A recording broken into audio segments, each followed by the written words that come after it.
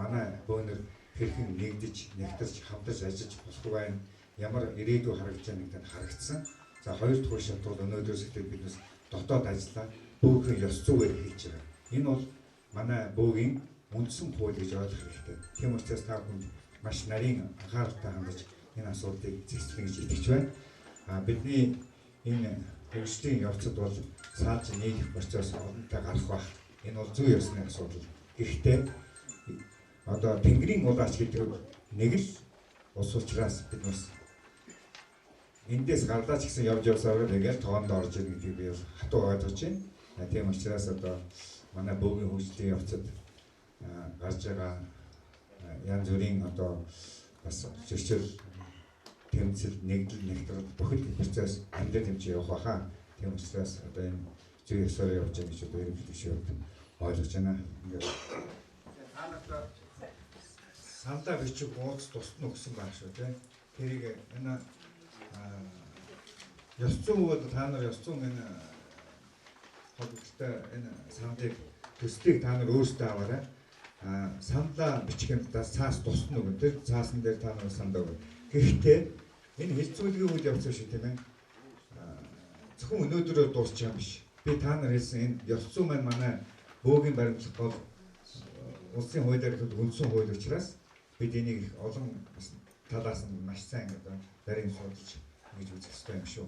Энэ маань өнөөдөр Монголынхаа хувьд бол ерөөсөө бүх Тэнгэрийн улаач болсон хүн болгонд энэ цаасыг одоо энэ ёс зүйн одоо бичигцэн цаасыг бүх хэрэгтэй. Унших хэрэгтэй, танилцах хэрэгтэй. Ингэжээж энэ бол биднээс одоо өдөр тутам өрдөх гол чухал баримт бичиг. Тийм учраас та бүхнийг энийг хэлцэд маш одоо ухаалаг өөрийнхөө амьдралын төсөлтөд тулгуулсан энэ зүйлүүдэд ёс зүйн юмд тусаж өгөх сайн шүү гэдгийг одоо бас анхаараарай гэж хэлэх байна. За энэ байгууллага маань байгуулалт маш их үр дүнтэй байгаа. Бөөгийн нэгдсэн эвлэл болсноо тийм бид нар бие биенээ маш харж байна. Бие биенээ таньж ганц голом төвл гэдгээр бид нар явдаг баг хүрээтэй байсан. Хүрээмийн тэлбэтгэн хувьд хэлэгдсэн сайхан байна. Ноён модын тахилга хийлээ, нарны тахилга хийлээ тийм ээ. Энэ сайхан бүгдээрээ явлаа ирэмбэтэй ирэмбэтэй. Тэгээд бид бол ерөөсөө Монгол бөө бол олон төрөл зүйлийн бөө байдаг. Олон ястны бөө байдаг. Бүгдээрийн яг зан үйлээр нь нэгтгэн гэдэг бол байхгүй асуудал. Монголын төлөө гэсэн сэтгэл Монгол бөөгөө Монгол газар шороогоо тийм ээ эх орноо ард түмнэ гэсэн энэ сэтгэл манд биднийг нэгтгэж байгаа гэж би бодож байна. Миний би та бүхэн ч гэсэн санал нэгтэй байгаа байх гэж найдаж байна.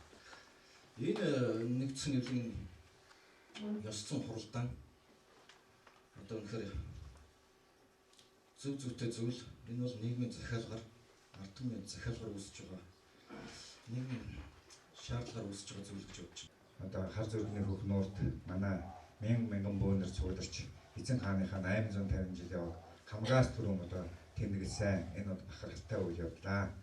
Нэгдсэн эвлийн баг хурал маань бас их онцлогтой. Манай баг хурал дээр манай эзэн хаан өөрөө суудаг гэсэн манай Англи тайван ардын жижигчин манай дээд эцсийн зөвлөлийн гишүүн манай хуралдаанд эзэн хаан маань өөрийн дүрээр суудаг. Эзэн хааны маань дөв тоолсон ардын жижигчин маань бас энэ Чингис хааныхаа одоо мэндэлсэн өдрөөр их дээд сургуулиудынхаа нэгдсэн холбооны хөндөд доктор цол болгосон байлаа.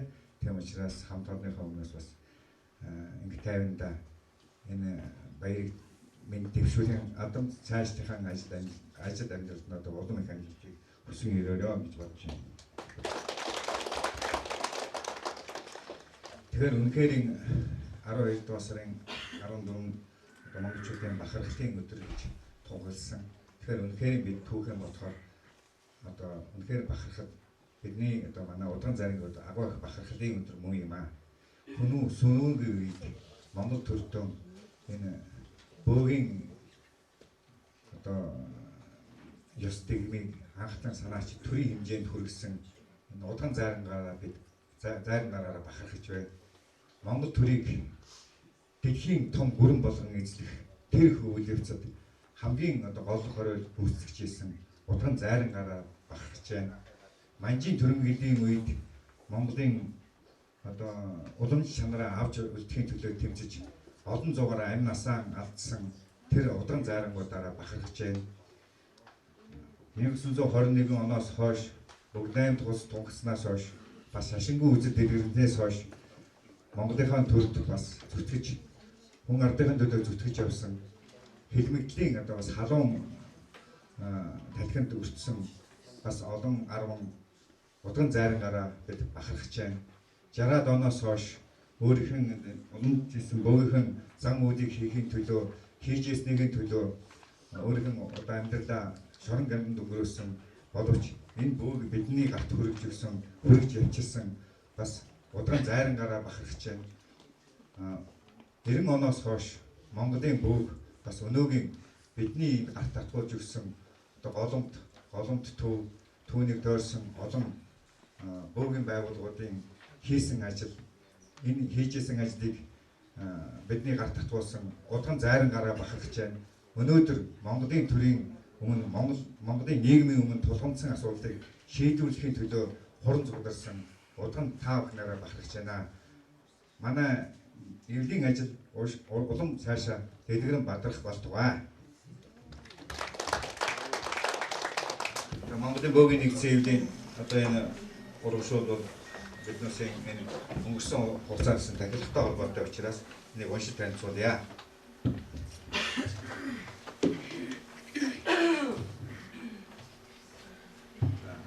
Өнөө өрний үеэс бөөгийн зам үйл төрийн шашин бол төвлөрчж ирсэн түүхтэй бөөнөр эзэн Чингисээс хойш Берлинд нэгсэн үеэлээ.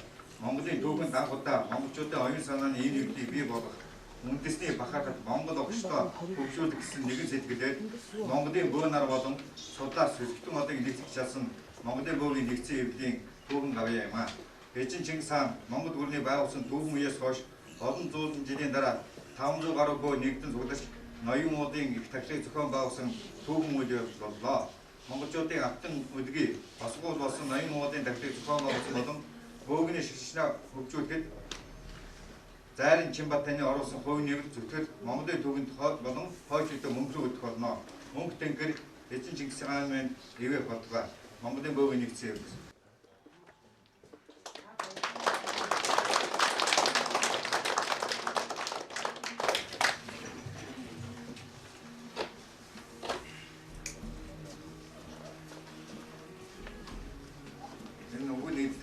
Сонсдог нь бол эзэн Чингис хааны мэдсэн 850 жилийн зориулж хар зөвхөн хөхнөрт 1200 буу анх удаа болсон нэгэн зурагч их тайлаг тахлыг зохион байгуулсан түүхэнд болсон зайн тахлыг зохион байгуулахад бас хүн нэмрээ оруулсан зайрын бурцчилтан бас энэ роскотын зүйл ажилласан энийг хардуулъя.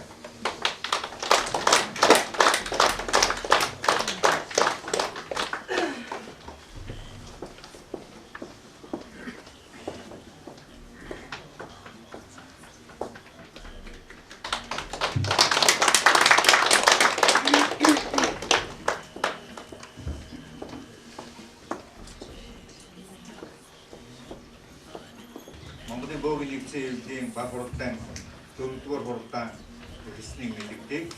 За хуралдаан дотоод журам болон хэлцэх асуудлыг танилцуулж батлая. За дотоод журмаар бодлоо. Нэгдүгээр дэлхийн байгаль хамгаалагчдын хуралд оролцсон Монголын бөөгийн нэгдсэн эвлийн баг хуралдаан гишүүн Баянбаатарын мэдээлэл 5,000. Хоёр Монголын бөөгийн ёс зүйн сэдвээр хэлцүүлгийг бат сайхан одоо хүн нар удирдна. Энд цаг тогтоохгүй. 3 Монголын бөөгийн нэгдсэн эвлийн дүрмд нэмэлт оруулах ба энэ цаг тогтоохгүй. Зохион байгуулалтын асуудал. Тэгээд үндсэндээ 4 асуудал хэлцгэнэ. За та бүхний энэ өдрийн түмэн амгалан айлтгая. Юу нор Баянбаатар гэдэг юу Монгол бөөгийн өрнөтийн зарим сая 9 сарын 5-аас 12-ны хооронд болсон дэлхийн байгаль хамгаалах их хурлд оролцоод ирлээ. Дэлхийн байгаль хамгаалах их хурлд дэлхийн олон орноос удган зайрангууд одоо омгийн ахлагч нар, уугуул иргэдийг хамгаалагч нар, агуун хамгаалагч нар маш олон хүмүүс оролцсон. Тэгээд манай одоо энэ хурлын хурл бол нэг байгаль хамгаалах чиглэлээр яг нэг бүрэлдэхүүн баг болж ажилласан. Яг 50-60 хүнтэй нэг баг бүрэлдэхүүн болж ирсэн. Тэгээ энэ бол юу ямар асуудлуудыг дэвшүүлсэн бэ гэхээр ерөөсөө дэлхийн байгаль хамгаалах нэгдсэн ийм сүлжээг байгуулъя. Нөгөө төрөв нэгдсэн сүлжээ яаж ажиллах вэ? Цаашаага яаж энийг авч явах вэ гэхээр дийлэгтэй ярилцсан. Ургууд иргэдийн оролцоо бас энд яаж оруулах вэ гэдэг талаар ярилцсан байгаа.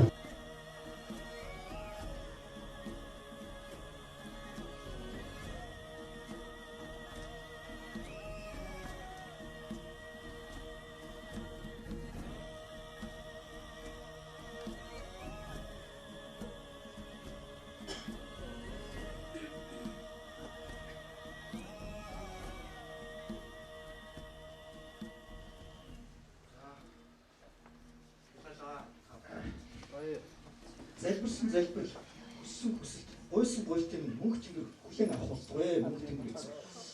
Та минь бидний гуйлтыг хүлээн авч Монгол улс үндэстэн дэлхийн хүчрэх гүрэн болж Монгол үндэстэн газар нутгийн хувьд бүрэн бүтэн байж улс үндэстэн цэцэглэн хөгжиж мандах болтугай. Монгол үндэстний Монгол түмний өлмий балтгах болтугай. Шог шиг хураа. За ингээд бүгдээрээ халуун хэлгэн нутаг дууг бүгдээрээ дуулцгааж энэ удаагийн хуралдаанаа өндөрлцгөөё. За.